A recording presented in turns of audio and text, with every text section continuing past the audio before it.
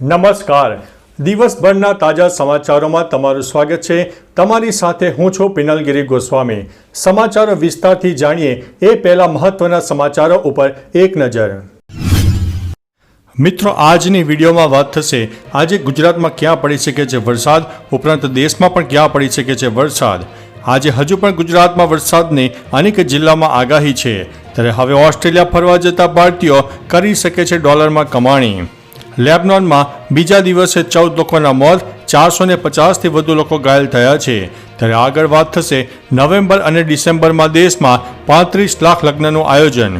ત્યારે આગળ વાત થશે રોગચાળાનો ભરડો, ડેન્ગ્યુ અને મેલેરિયાના 10,000થી વધુ કેસ નોંધાયા છે. વરસાદથી તબાહી, 300 ગામ ડૂબ્યા અને શાળાઓ બંધ કરી દેવામાં આવી છે. ત્યારે વાત થશે રાજ્યમાં ડિગ્રી વગરના ડોક્ટરોનો રાફડો ફાટી નીકળ્યો છે. રનવે પર આ શું ચાલી રહ્યું છે? દીપડાના 2 બચ્ચા જોવા મળ્યા છે. સોશિયલ મીડિયામાં વાયરલ થઈ રહ્યો છે આ વિડીયો. ત્યારે આગળ વાત થશે ઇઝરાયલ વિરોધી મતદાનથી દૂર રહ્યું છે ભારત.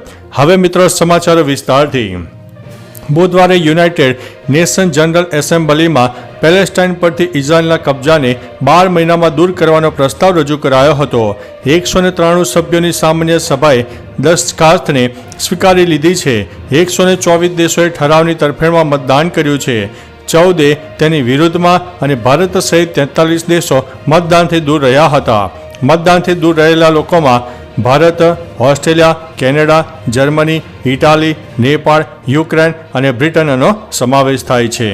મિત્રો, અન્ય મહત્વના સમાચારની વાત કરીએ તો સોશિયલ મીડિયામાં એક માદા દીપડો 2 બચ્ચા સાથે રનવે પર લટાર મારતો વિડીયો વાયરલ થયો છે. આ વિડીયો મધ્યપ્રદેશના સિયોનીનો છે, જેમાં માદા દીપડો તેના 2 બચ્ચા સાથે લટાર મારતા જોવા મળ્યો છે. એરપોર્ટના રનવે પર માદા અને તેના બચ્ચાઓને લઈને લટાર મારી રહી હતી. તે વેળાએ પાયલટે પ્લેન ટેકઓફ પહેલા પ્લેનમાં બેસીને આ દ્રશ્ય કેમેરામાં કેદ કર્યા હતા. લોકોને દીપડાનો આ વિડીયો ખૂબ જ પસંદ આવી રહ્યો છે. મિત્રો, અન્ય મહત્વના સમાચારની વાત કરીએ તો રાજ્યમાં ડિગ્રી વગરના ડોક્ટરોનો રાફડો નીકળી પડ્યો છે. આ બોગસ ડોક્ટરો લોકોના આરોગ્ય સાથે ચેડા કરી રહ્યા છે. સુરતમાં સવા મહિનામાં 31 તો રાજકોટમાં 6 મહિનામાં 4 તબીબ બોગસ ઝડપાયા છે. સુરતમાં એક ડોક્ટર તો LIC એજન્ટ નીકળ્યો હતો. આ બોગસ તબીબો માત્ર 8 થી 10 ધોરણ ભણેલા હોય તેવું પણ સામે આવી ચૂક્યું છે. LIC એજન્ટે તો ડોક્ટર બનીને બાળકીનો જીવ લીધો હોય તેવું પણ બન્યું હતું. મિત્રો, અન્ય મહત્વના સમાચારની વાત કરીએ તો દેશના અનેક રાજ્યોમાં ભારે વરસાદને કારણે હાહાકાર મચી ગયો છે. બિહારમાં તો સ્થિતિ વધુ ખરાબ છે, જ્યાં પૂરના કારણે 274 શાળાઓ બંધ કરવામાં આવી છે. 20 શાળાઓને સંપૂર્ણપણે પાણીમાં ડૂબી ગઈ છે. પૂરના કારણે પરીક્ષા હાલ પૂરતી મુલતવી રાખવામાં આવી છે. તો યુપીના 24 જિલ્લામાં પૂરની પરિસ્થિતિ છે. યુપીના લગભગ 300 ગામો સંપૂર્ણપણે પાણીમાં ડૂબી ગયા છે અને ઘણા જિલ્લાઓમાં શાળા પણ બંધ છે. મિત્રો, અન્ય મહત્વના સમાચારની વાત કરીએ તો રોગચાળાનો ભરડો, ડેન્ગ્યુ અને મેલેરિયાના 10,000થી વધુ કેસ નોંધાયા છે. વરસાદે હમણાં વિરામ લીધા બાદ અત્યારે સમગ્ર રાજ્યમાં મચ્છરજન્ય રોગચાળો વકર્યો છે. સરકારી આંકડા પ્રમાણે રાજ્યમાં ડેન્ગ્યુ અને મેલેરિયા અને વાયરલના 10,000 કરતાં પણ વધારે કેસ નોંધાયા છે. રોગચાળો વકરતા તમામ જગ્યાએ દવાખાના અને હોસ્પિટલમાં દર્દીઓની લાંબી લાઈનો જોવા મળી હતી. સુરતમાં જ ખાલી 17 દિવસમાં 20 લોકોના મોત થયા છે. મિત્રો, અન્ય મહત્વના સમાચારની વાત કરીએ તો નવેમ્બર અને ડિસેમ્બરમાં દેશમાં 35 લાખ લગ્નનું આયોજન. દેશમાં નવેમ્બર અને ડિસેમ્બરના મધ્ય સુધીમાં 35 લાખ લગ્ન થવાનું આયોજન છે, જેના પર અંદાજિત 4.25 લાખ કરોડ રૂપિયાનો ખર્ચ થશે. PL કેપિટલ પ્રભુદાસ લીલાધરના અહેવાલ પ્રમાણે આ માહિતી આપવામાં આવી છે. એવું કહેવામાં આવ્યું છે કે 2023માં સમાન સમયગાળા દરમિયાન 32 લાખ લગ્નો થયા હતા. CAITના સર્વે પ્રમાણે 15 જાન્યુઆરીથી 15 જુલાઈ વચ્ચે ભારતમાં 42 લાખથી વધુ લગ્ન થયા હતા, જેના પર અંદાજિત 5.5 લાખ કરોડનો ખર્ચો થવાનો અંદાજ છે.